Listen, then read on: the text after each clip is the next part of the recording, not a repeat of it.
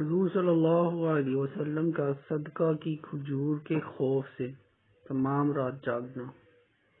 ایک مرتبہ نبی اکرم صلی اللہ علیہ وسلم تمام رات جاگتے رہے اور کروٹیں بدلتے رہے۔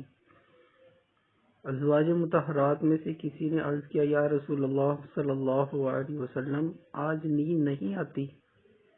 ارشاد فرمایا کہ ایک کھجور پڑی ہوئی تھی، میں نے اٹھا کر کھا لی تھی کہ ضائع نہ ہو، اب مجھے یہ فکر ہے کہ کہیں وہ صدقہ کی نہ ہو۔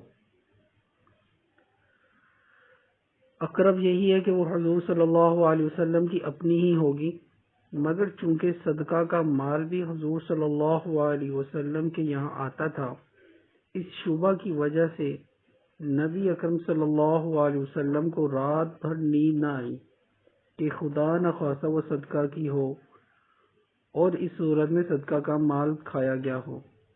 یہ تو آقا کا حال ہے کہ محض شبہ پر رات بھر کروٹیں بدلیں اور نیند نہ آئی۔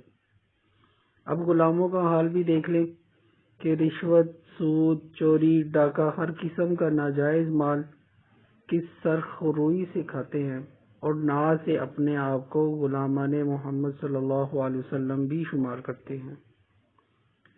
اللہ پاک نبی اکرم صلی اللہ علیہ وسلم